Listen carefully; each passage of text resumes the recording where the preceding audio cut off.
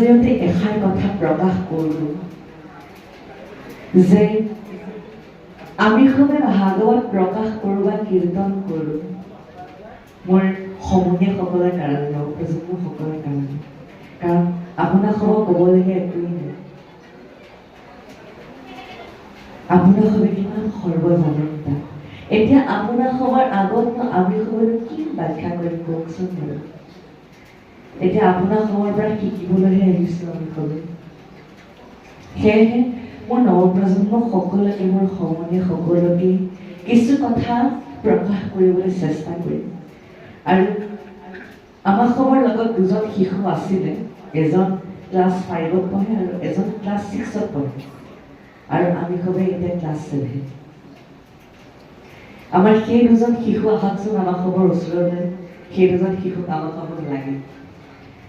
আৰু আছে শিশু, সেইসকল শিশু আহক, সমস্ত শিশু আহকচোন আগলৈ যিমান আছে। তেখেতসকলকে কিছু কথা প্ৰকাশ কৰিলে বহু সমস্ত। এতিয়া জয়তে এষাৰ কথা প্ৰকাশ কৰোঁ যে আপোনাৰ সবে ভাগৱত শ্ৰৱণ কৰোঁতে একান্ত মনেৰে একচিত্তে কিন্তু ভাগৱত শ্ৰৱণ কৰিব। সেইটো আমাৰ ভাগৱতে প্ৰকাশ কৰিছে 2য় স্কন্ধত সুন্দৰভাৱে, যে একান্ত মনেৰে ভাগৱত শ্ৰৱণ কৰিলেহে বোলে আমাৰ ভাগৱতত কি প্ৰকাশ কৰিছে আমি সমস্ত কথাখিনি আমি হৃদয়ত ধাৰণ কৰিব পাৰিম। বাৰু যি নহওক পদবন্ধেৰ মাজে মাজে কিছু কথা প্ৰকাশ কৰিম। তাৰ আগতে এইখিনি বুঢ়ি লওক। তাৰ আগতে আমি শিশু সমস্তক অকণমান ভাগৱতৰ পৰিচয় কৰাই দিব বিচাৰিছোঁ। এতিয়া মোৰ সমনীয়াসকল, ভাগৱতৰ পৰিচয় কৰাই দিব বিচাৰিছোঁ মই আপোনাসবক। কেনেদৰে? প্ৰথমতে মই শ্ৰীমদ ভাগৱতৰ অৰ্থভাগ আপোনাসবক প্ৰকাশ কৰিবলৈ বিচাৰিছোঁ। এতিয়া শ্ৰীমদ মানে হৈছে এখন সুন্দৰ ভাগৱত শাস্ত্ৰ। যেতিয়া এজন ব্যক্তি জীৱন্ত অৱস্থাত থাকে তেতিয়া সেই ব্যক্তিজনৰ নামটোৰ আগত শ্ৰীটো লাগি থাকে, আৰু যেতিয়া সেই ব্যক্তিজনৰ মৃত্যু হয় তেতিয়া কিন্তু ব্যক্তিজনৰ নামটোৰ আগৰ পৰা শ্ৰীটো আঁতৰি যায়। কিন্তু আমাক সবক ভাগৱতৰ অৰ্থভাগে প্ৰকাশ কৰিছে যে ভগৱন্ত সদায় জীৱন্ত। ভগৱন্ত সদায় জীৱন্ত কাৰণে ভাগৱতৰ আগত সদায় শ্ৰীমদটো বোলে লাগি থাকে। আৰু ভাগৱতৰ অৰ্থভাগ আমি সবে এটা শ্লোকৰ মাজেৰে প্ৰকাশ কৰিবলৈ বিচাৰিছোঁ যে ভাতিতি সৰ্বলোকেষু গীয়তে সনকা দেৱী वर्तन्ते सर्ववेदेषु तदायु सकलं जगत इति कथ्यते भागवत।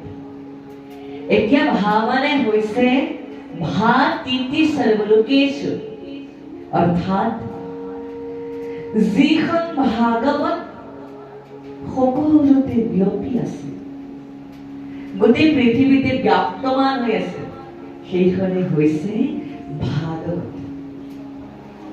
গ মানে হৈছে গীয়তে সনকা দেৱী, অৰ্থাৎ যিখন ভাগৱত সত্য যুগত ব্ৰহ্মাৰ পুত্ৰ সনক আদিয়ে সদায় কীৰ্তন কৰি ফুৰিছিলে, সেইখনে হৈছে ভাগৱত। ৱ মানে হৈছে वर्तन्ते सर्ववेदेषु, অৰ্থাৎ যিখন ভাগৱত সমস্ত বেদতে ব্যাপ্তমান হৈছে, বিৰাজমান হৈ আছে, সেইখনে হৈছে ভাগৱত। আৰু সমস্ত বেদত যে ভাগৱতখন যে দিব্যমান হৈ আছে, সেই কথা শ্লোকত বৰ সুন্দৰভাৱে প্ৰকাশ কৰিছে যে सर्वे धर्मान् परित्यज्य माम एकम নহয় এইটো ভুল আছে আৰু এটা আছিলে सर्व वेदांत सारंगे भागवत विश्वते तत्र राम तृतीयश्च नन्यत्र शात्रति যে সমস্ত বেদৰ সাৰেই হৈছে ভাগৱত আৰু ভাগৱতৰ কথাখিনি সমস্ত বেদত বোলে বিদ্যমান হৈ আছে এতিয়া ত মানে হৈছে ত্ৰাইবেদ সকলন জগত অৰ্থাৎ আজি ভগৱন্ত আমাৰ সবৰ মাজতেই উপস্থিত আছে আৰু সেই কথা ভগৱন্তই নাৰদক এনেধৰণে প্ৰকাশ কৰিছে যে নাহ কৃষ্ণামি বৈকুণ্ঠে যোগিনাম হৃদয়নাশ এটা ভাবিছিল আমাৰ প্ৰভুজনে কৈছে আইৰণে কৈছে যে এইবাৰ তেখেতসকলে বোলে প্ৰথম ভাগৱত পাঠৰ অনুষ্ঠান আয়োজন কৰিছে নহয়নে বাৰু প্ৰথমবাৰ আয়োজন কৰিছে আপোনালোকে সেয়েহে আমি সবে ভাবিছো যে যিহেতু প্ৰথম আয়োজন কৰিছে সেয়েহে প্ৰথম স্কন্ধৰ পৰা আৰম্ভ হওক নে কি কয় প্ৰথমৰ পৰা এনেদৰে গৈ অনুষ্ঠান আয়োজন কৰি গৈ সম্পূৰ্ণ ভাগৱত শেষ কৰি দিব পাৰিলে ভাল নহয় কৰিবলৈ তেনেহ'লে আমি প্ৰথম স্কন্ধৰ পৰা আৰম্ভ কৰোঁ प्रथम स्कंध और मंगलसूत्र हे राम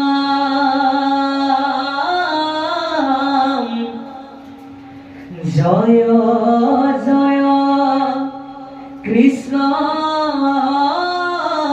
कृपा मया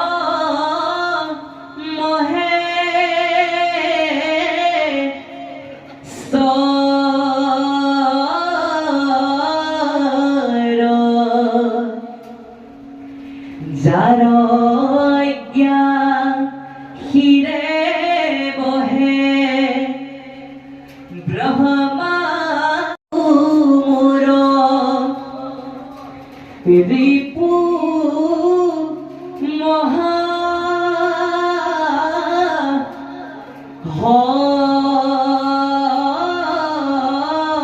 हरि अंतजु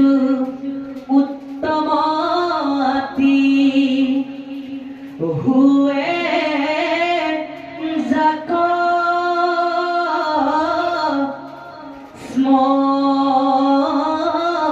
स्मरी ओ समस्ते जगत उद्धार हक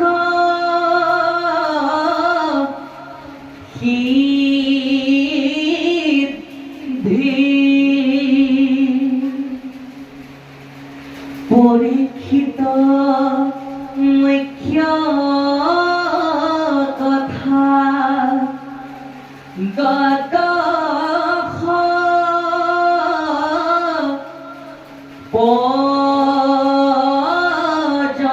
পৰ্যন্তে কৃষ্ণৰ শৰণে ভনে কিংকৰ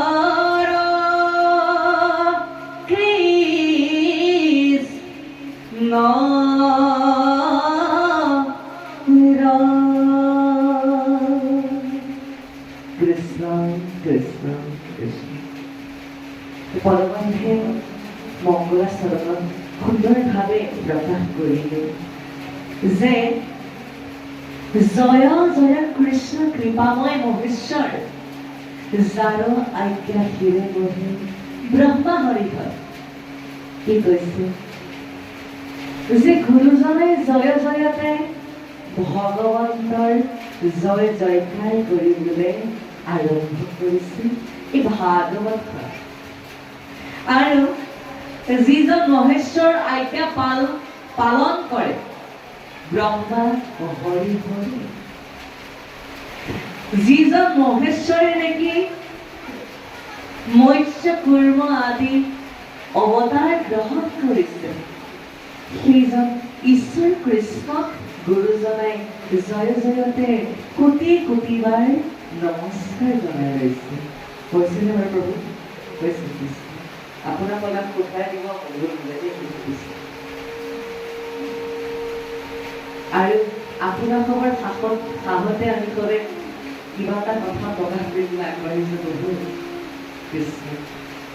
তাৰপাছত কৈছে যে নম নম মধু মোৰ ৰিপু মহাহৰি অন্তেজ ৰাজা পৰীক্ষিত সম্পূৰ্ণ ভাগৱত বোলে শ্ৰৱণ কৰিছে। আৰু সেইখিনি কথাকে মহাপুৰুষ শংকৰদেৱে সংক্ষেপতে উদ্ধাৰ কৰি আনি শংকৰদেৱে কৃষ্ণৰ চৰিত্ৰ বৰ্ণনা কৰিলে আৰু কৈছে যে 2800 সহস্ৰ ঋষি বেদত প্ৰধান বিষ্ণুৰ নৈমিষ ক্ষেত্ৰ মহাপুণ্য স্থান। কি কৈছে যে 28,000 ঋষি মুনিয়ে বোলে নৈমিষাৰণ্যত বিষ্ণুৰ নৈমিষাৰণ্যত সুন্দৰভাৱে সেই ভাগৱত শ্ৰৱণ কৰিছে। আৰু 28,000 ঋষি মুনি বোলে বেদত প্ৰধান আছিল। তাৰপিছত কৈছে যে সমস্ত 28,000 ঋষি মুনিয়ে সৌনক ফুটমুনিৰ মাজত সত্ৰ পাতি সুন্দৰভাৱে সৌনক প্ৰমুখ্যে বোলে ভাগৱতৰ কথা শুনিবলৈ এতিয়া আৰম্ভ কৰিছে। ইয়াৰ পাছত আহিব সৌনকালী মুনিৰ দ্বাৰা সূতক প্ৰশ্ন যে সৌনকালী মুনিসকলে সূতকক কিনো প্ৰশ্ন কৰিছিল আৰু সেই প্ৰশ্নৰ বলত সূতেনো কি উত্তৰ প্ৰদান কৰিলে আমাৰ পিছৰ পদত বৰ সুন্দৰভাৱে প্ৰকাশ পাইছে। আমি সবে এতিয়া সেই পদৰ মাজলৈ আগবাঢ়ি কৃষ্ণ। হে ৰাম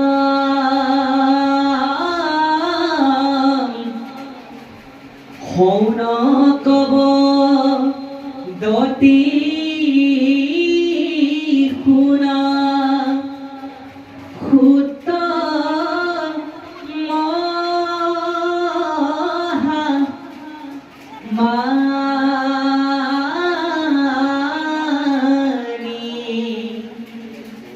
পৰম পাতকী কলি পাইলে হেন জানি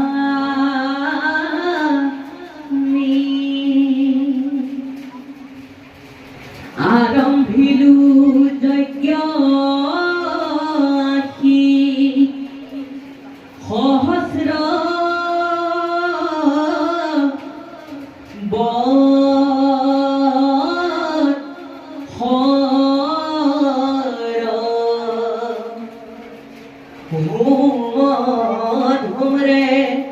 ধুম্ৰ বৰ্ণ ভৈল কলে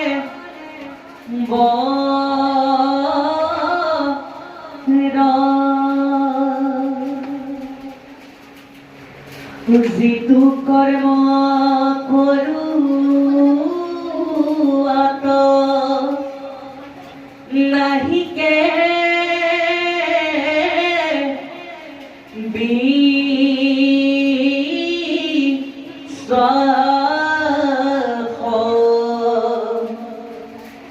আপোনাৰ আয়ুষ অকৰিলো ব্যৰ্থে নাশ ও আমাৰ সম্প্ৰতি তুমি চিন্তিও হিত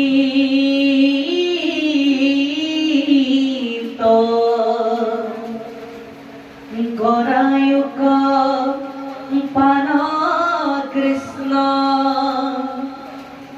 চৰিত্ৰ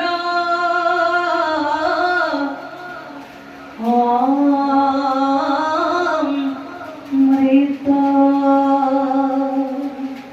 কৃষ্ণ কৃষ্ণ ইয়াত কৈছে যে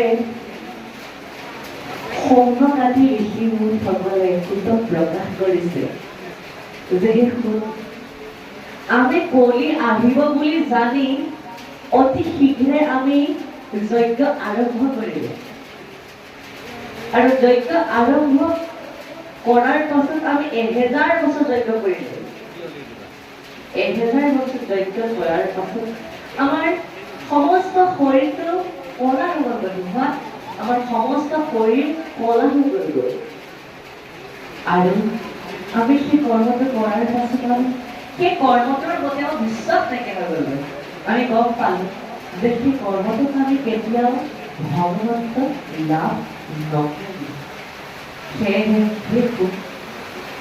আমি এনেই আয়ুখিনি নাশ কৰিলোঁ আমি 1000 বছৰ এনেই আয়ুখিনি নাশ কৰিলোঁ সেয়েহে তুমি আমাৰ ভাল চিন্তা কৰি এতিয়া তুমি কৃষ্ণৰ অমৃত আমাৰ লগত পান কৰিবা এতিয়া তেখেতসকলে যে ভাগৱত শুনিবলৈ যে ইচ্ছা কৰিলে তেখেতসকলৰ বহু মত আছিলে মুক্তি পোৱাৰ কিন্তু ভাগৱতে যে শ্ৰেষ্ঠ বুলি ভাবিলে সেই কথা এটা শ্লোকত বৰ্ণন হৈছে যে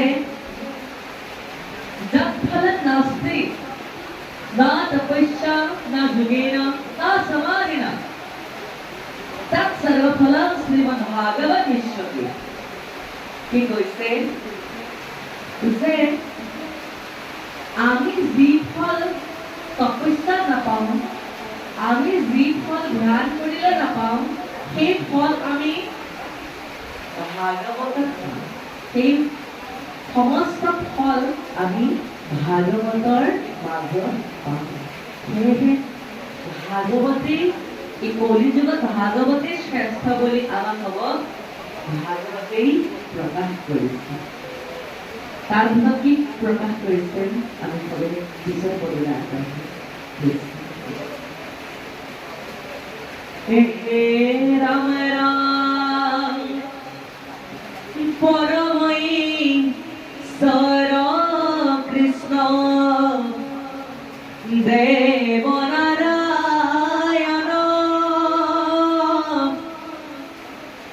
অতানে মহাভক্তি তু শ্ৰৱণ কীৰ্তন ইহা কোন জানিয়ান কৰ্ম কৰি মৰু কৈও কৃষ্ণ কথা সুত যেন মতে কলে যে আমি এতিয়া গম পালো যে পৰম ঈশ্বৰ দেৱ নাৰায়ণৰ বাহিৰে আন মহাভক্তি আৰু একো নাই আমি সেইটো গম পালো আৰু সেই কথা নাজানিয়ে আমি নিজৰ আয়ু ব্যৰ্থ কৰি 1000 বছৰ অনুযজ্ঞ কৰিয়ে থাকিম সেয়েহে সত্যই আমাক ভাগৱত প্ৰকাশ কৰে এতিয়া এই বাপাইনাথী সমস্ত আমি কবে আৰু এটা কথা প্ৰকাশ কৰোঁ যে আমাৰ এই অধ্যয়নে প্ৰকাশ কৰিছে ঈশ্বৰৰ ফালে প্ৰকাশ কৰিছে বাৰু কি কৈছে যে আমি যে নিতম যে গা ধুই থাকোঁ বা স্নান কৰি যে থাকোঁ আমি বাৰু স্নান কৰিলে বাৰু পবিত্ৰ হওঁনে বাৰু প্ৰভু সমস্ত আমি বাৰু স্নান কৰিলে পবিত্ৰ হওঁ জানো নহওঁ আমি স্নান কৰিলে পবিত্ৰ কেতিয়াও নহয় প্ৰথম কথা হৈছে এতিয়া চলি আছে কলিযুগ আৰু দ্বিতীয় স্কন্ধৰ ভাগৱত ধৰ্মৰ মংগলাচৰণৰ প্ৰকাশ কৰিছে যে ঘূৰ কলি যুগে মল মতি মৰুই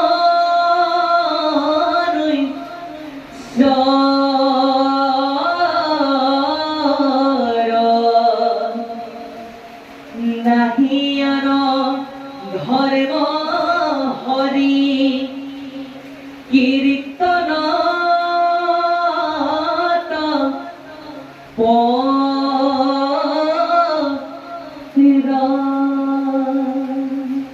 কি কৈছে যে যিহেতু এতিয়া আমাৰ কলিযুগ চলি আছে সেয়েহে কলিযুগত মোৰ মনুষ্যৰ শৰীৰটো পবিত্ৰ নহয় কাৰণ সমস্ত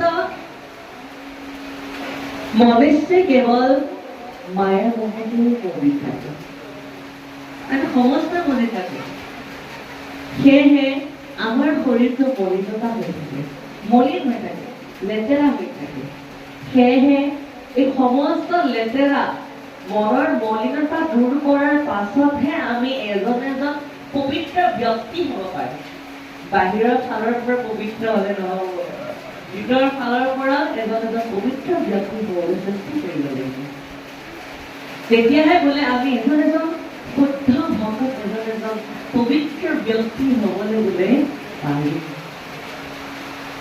সেয়েহে প্ৰথম আমি মনৰ মলিনতা দূৰ কৰি ভাগৱত শ্ৰৱণ কৰিব লাগে বুলি আমাক ভাগৱতে পৰামৰ্শ প্ৰদান কৰিছে তাৰপিছত কি কৈছে ঐ হাতে আমাৰ নিৰিল মহা ৰংগ তুমি হেৰ মহন্তক পাইলো ভাইকে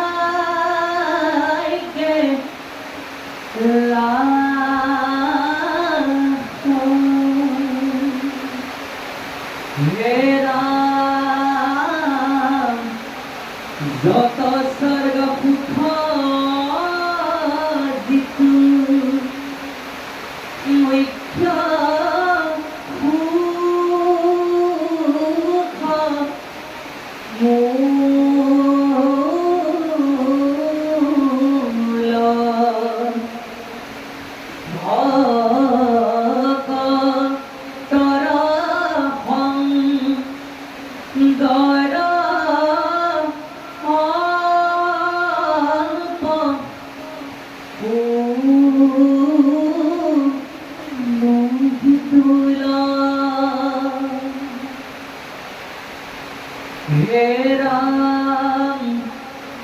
আকাশে সঞ্চৰে ৰবি ৰথৰে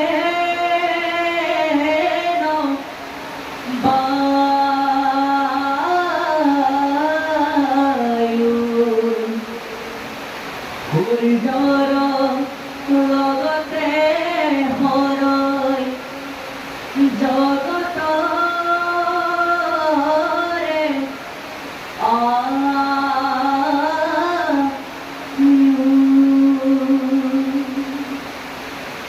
একক্ষণ মানে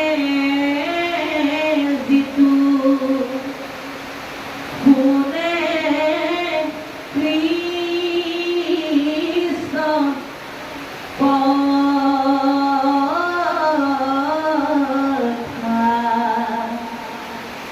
তাৰ বিনে আনৰ জীবন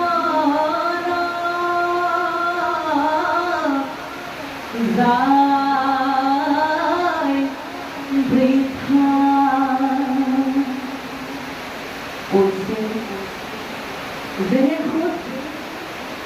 আজি যে তোমাক যে লগ পালো আজি যে তোমাৰ শ্ৰী মুখেৰে যে ভাগৱত শ্ৰৱণ কৰিবলৈ সুযোগ পালো আমি মহাভাগ্যৱান সেয়েহে তোমাক আজি আমি লগ পাইছো আৰু এফাকি পদত কৈছে যে যাৰ আছে পুণ্য অসংখ্যাত শিখে কাণ পাতে কৃষ্ণৰ কথা কি কৈছে যে যাৰ পুণ্য থাকে, যিসকলৰ পুণ্য অসংখ্য থাকে, সেইসকলেহে বোলে ভাগৱত শ্ৰৱণ কৰিবলৈ বোলে সুযোগ পায়। অন্য ব্যক্তিৰ নহয় যিটো তেখেতসকলে ইচ্ছা কৰিলেও নোৱাৰে ভাগৱত শ্ৰৱণ কৰিবলৈ, কাৰণ তেখেতসকলৰ ভাগ্যত ভাগৱত লিখাই নাই। সেয়েহে আজি আপোনালোকে পৰম সৌভাগ্যৱান আৰু আমি পৰম সৌভাগ্যৱান যে আজি আমি সবে ভাগৱত শ্ৰৱণ কীৰ্তন কৰিবলৈ আমি সুযোগ পাইছোঁ। আজি আমি মোৰ ককাসমূহ জগত প্ৰভুৰ পৰা কিছু কথা শিকিবলৈ সুযোগ পাইছোঁ। সেয়ে আমাৰ পৰম সৌভাগ্য হৈ আছে। আৰু এটা কথা ক'বলৈ গ'লে আমাৰ দ্বিতীয় স্কন্ধত প্ৰকাশ কৰিছে যে যিসকলে ভাগৱতৰ ইচ্ছা কৰিছে আহিবলৈ, যিসকলে ভাগৱতত আহিব ইচ্ছা কৰিছে বা সেইসকলে আহিব পৰা নাই, সেইসকল আহিব পৰা নাই। সেইসকল ব্যক্তি হ'লে মহান ব্যক্তি, সেইসকলে ঘৰৰ পৰাই সেৱা দিছে। সেয়েহে সেইসকলক ভগৱতী কেতিয়াও দায় নধৰে। আৰু যিসকলে নেকি ঘৰত থাকিও নাজানো ভাগৱত গৈতো কি কৰিব, কিনো শ্ৰৱণ কৰিব লাগে আছে নহয় জানো, কাম আছে গাবলৈ নাই, সেইবুলি যিসকলে ভাবে সেইসকলৰ ভৰি দুখন বোলে বৃক্ষৰ শিপাৰ দৰে। আৰু অহা বছৰলৈ অহা গণনালৈ তেখেতসকলে এডাল এডাল বৃক্ষই হ'ব লাগিব। সেয়েহে এতিয়া বৰষুণ পৰিছে আৰু যিসকল ভকত আহিব পৰা তেখেতসকলে ঘৰৰ পৰাই সেৱা লৈছে, সেইসকলৰ ভগৱত দেখি দায়িত্ব নহয়। বাৰু যি নহওক বহুতো কথাই আছে আৰু প্ৰথম স্কন্ধত বহু সুন্দৰ কিছু কথা আছে।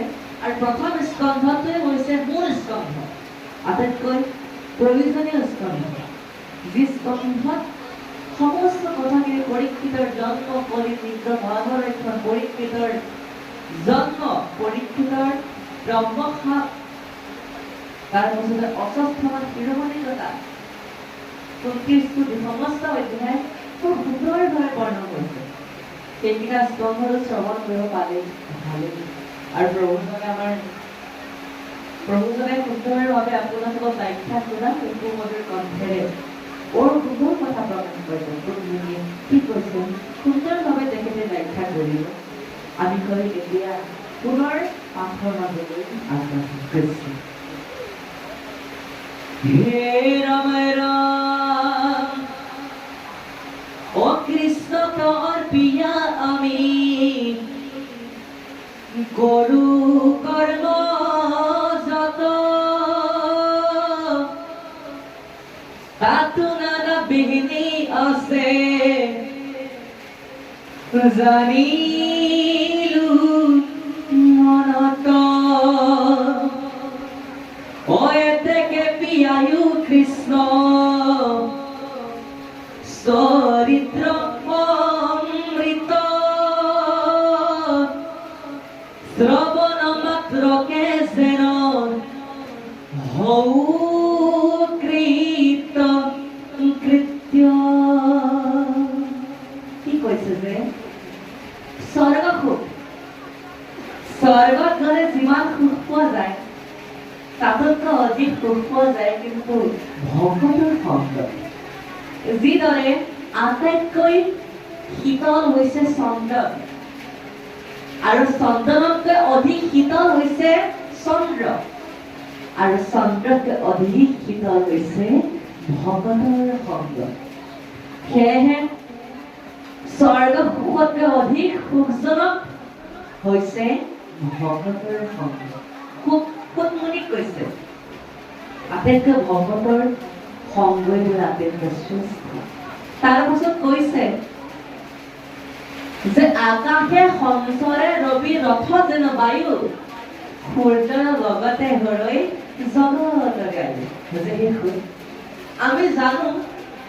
আমি জানো যে সূৰ্য এখন ৰথ লৈ ফুৰে, পূবৰ পৰা পশ্চিমলৈ এখন ৰথ লৈ যায় আৰু সেই ৰথখনত তেখেতে সম্পূৰ্ণ জীৱ জগতৰ আয়ুস হৰণ কৰি লৈ যায় বুলি প্ৰকাশ কৰিছে।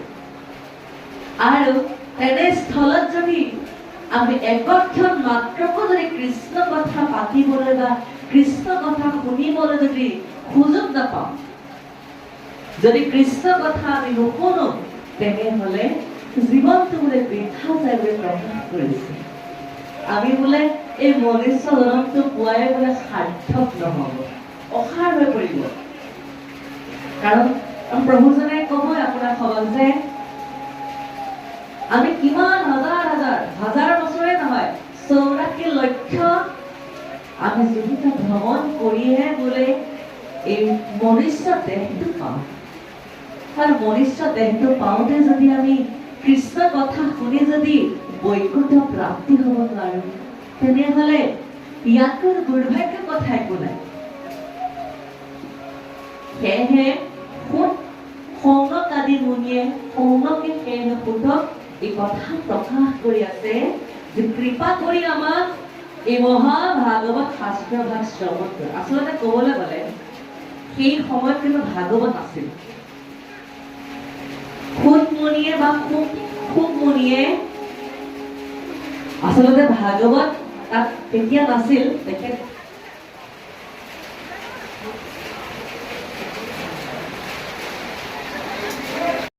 এতিয়া আমি সবে পাঠৰ মাজলৈ আগবাঢ়িম।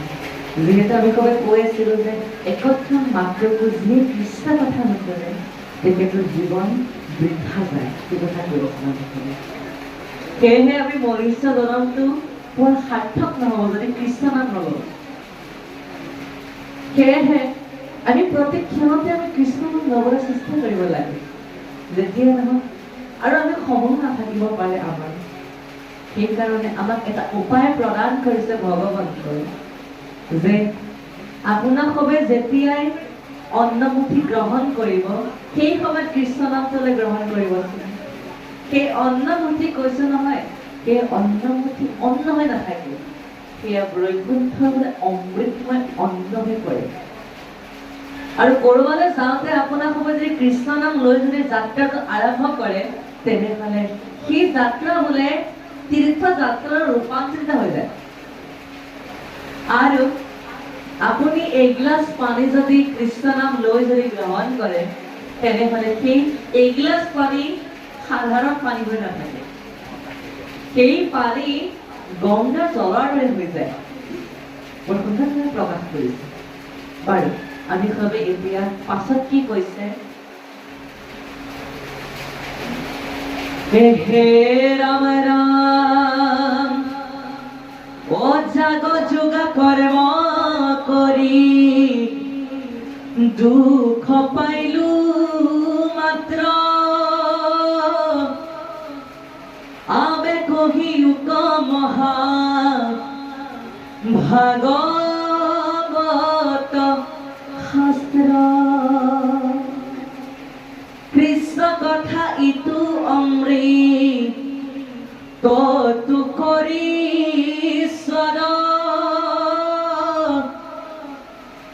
সুত সুত সুক পৰি হিতৰ সম্বাদ।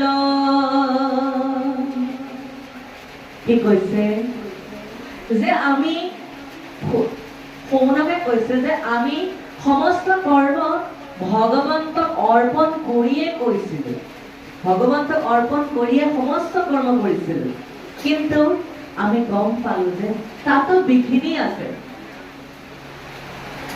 তাৰ পাছত কলে যে তুমি আমাক এই ভাগৱত শ্ৰৱণ কৰে আমাক কৃতাৰ্থ কৰা বুলি কাকুতি মিনতি কৰিছে সৌনকে।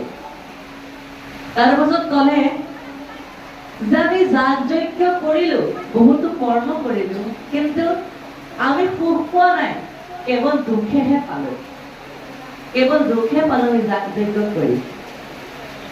কিন্তু পৰীক্ষিত ৰজাই আমাৰ আগতেই ভাগৱত শ্ৰৱণ কৰি মুক্তি পালে, কিন্তু আমি ভগৱন্ত এবাৰো নাপাব। আৰু কৈছে যে কৃষ্ণৰ কথা কোৱাৰ আগতে আপুনি আমাক প্ৰথমতে পৰীক্ষিত আৰু সুখদেৱৰ সংবাদ সেই কথাখিনি আমাক অলপ প্ৰকাশ কৰকচোন। যে পৰীক্ষিত ৰজাই সুখদেৱেনো কি ধৰণৰ ভাগৱত কৈছিল পৰীক্ষিত ৰজাই সম্পূৰ্ণ কথাখিনি আমাক ক'ব। কৃষ্ণ কথা কোৱাৰ আগতে সেই কথাখিনি আমাক ক'ব, অকণমান প্ৰকাশ কৰক। কৃষ্ণ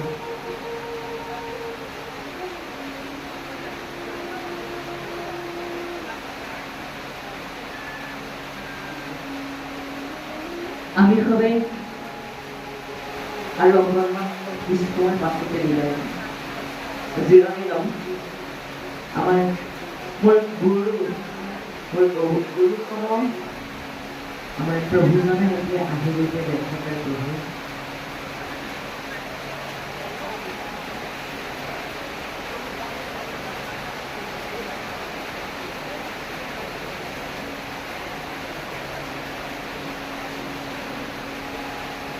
কৃষ্ণ আমি জগতগুণীয়া প্ৰভু মোৰ গুৰু আমাক সবাই আসনলৈ আহিবলৈ আমি সবে অনুৰোধ জনাইছোঁ, কৃষ্ণ প্ৰাৰ্থনা জনাইছোঁ। আৰু আমাৰ পাঠকৰ আসন অলংকৃত কৰিবলৈ আমাৰ প্ৰভুজনাক আগতেও পাইছোঁ। আমি সবে প্ৰভুজনাক আমি সবে আসন অলংকৃত কৰিবলৈ প্ৰাৰ্থনা জনাইছোঁ, কৃষ্ণ।